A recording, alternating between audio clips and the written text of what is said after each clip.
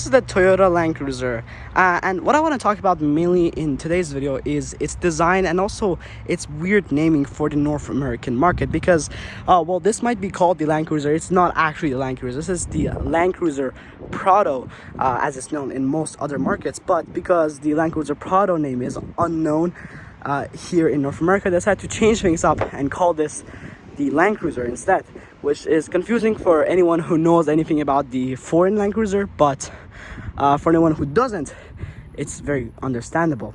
But yeah, let's get started, and we're going to be taking a look at this 2025 model year Land Cruiser, and this is the fully loaded car. So there's right now two different model trims of this car available. There is the 1978 model, and there's also this one, which has a bit of a different styling in the front. So you have circular headlights with the 1978 model, and you have these different looking, more modern looking, I guess, headlights with the regular model. And you also have more options in the interior as well.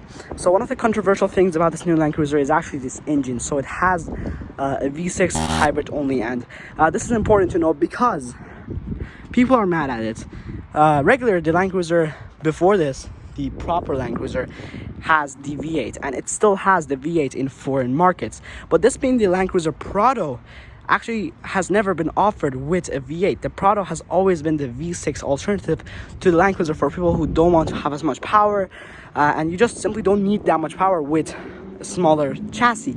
And yeah, overall this car is smaller than like the Land Cruiser that we know of, the proper Land Cruiser, the one that's sold here as the Lexus LX. This, on the other hand, it's sold as the Lexus GX, and the GX is definitely a very good competitor of this car. And the GX is amazing because it looks similar. It is the same chassis. It has like the same sort of interior, and yeah, it's a very boxy looking thing, as you can probably tell by its side profile. And it also has massive wheels. So these are big wheels. These are the 20-inch alloys. Big wheels, but obviously big tires as well to go with them, so the ride is going to be quite comfortable. And this thing obviously has air suspension as well, so that's all nice.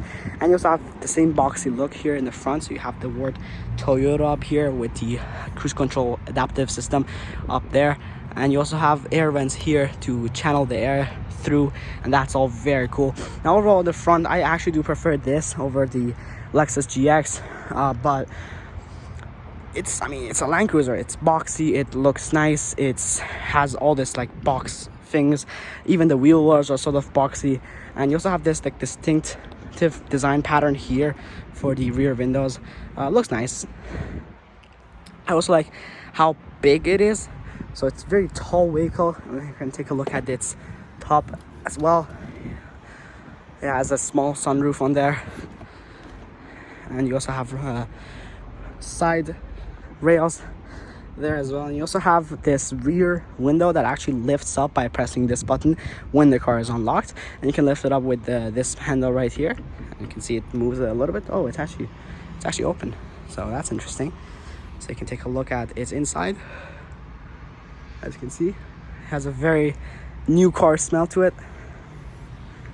And you also have your rear view camera here, so the mirror actually turns into a camera by the switch of a button, and that's interesting. It's weird, looks cool, it's boxy, it's big.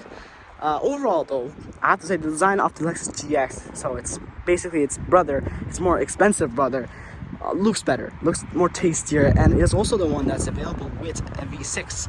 The Land Cruiser, unfortunately, it's only available as a 4-cylinder, and that's definitely poor management from the Toyota team, because they could have easily fitted into this car. It's not like there's a space problem.